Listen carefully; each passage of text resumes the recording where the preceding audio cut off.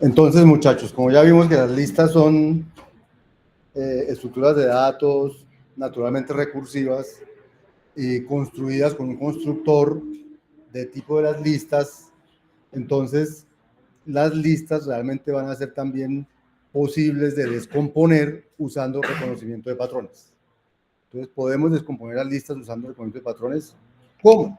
Pues hay que decir cuál es el patrón, pero ya dijimos que una lista o es nil, luego escribir nil es un patrón que va a hacer match con la lista nil, o P const PS es un patrón que hará match si la cabeza de la lista hace match con el patrón P y si la cola de la lista hace match con el patrón PS. Este patrón, por ejemplo, no hace match, correspondencia con una lista vacía. O sea que si yo tengo una lista vacía y me preguntan si cumple este patrón, pues eso va a salir que no, porque una lista vacía no tiene ese patrón. Pero una lista no vacía sí podría tener ese patrón. Ahora, ese sería el patrón básico.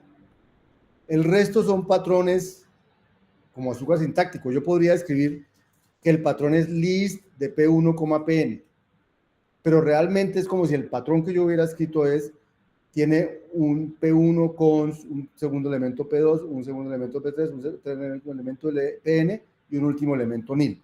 O sea, cuando yo escribo esto, es como si estuviera escribiendo este patrón. Entonces, por ejemplo,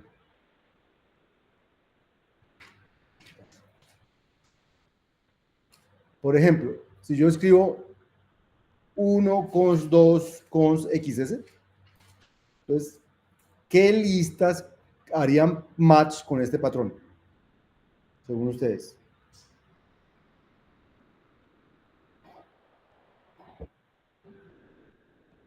¿Los escucho? Con este patrón, ¿quién hace match? ¿Ah?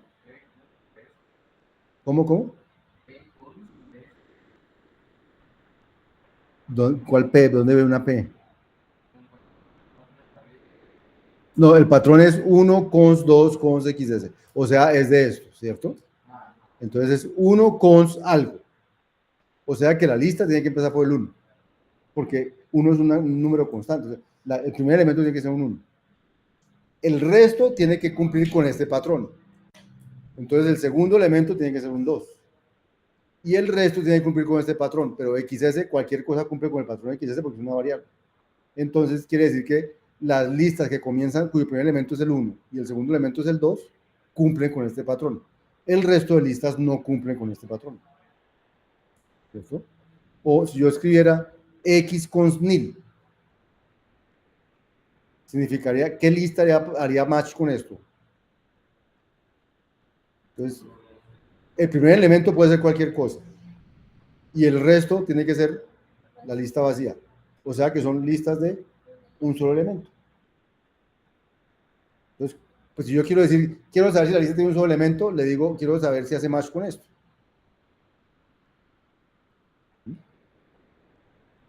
También podría preguntar si la longitud de la lista es igual a 1, pero puedo hacer un case con x cons nil y eso es lo mismo.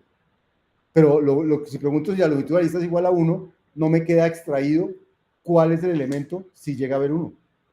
En cambio, si pregunto case x cons nil, si da true, en x ya me quedó el elemento extraído. Mientras que en la pregunta if no me queda extraído nada. Por eso el reconocimiento de patrones es más expresivo que un if, porque con un if me toca hacer más cosas. Con un case hay como un if de alto nivel ahí escondido porque me extrae cosas para yo hacer cosas con ellas.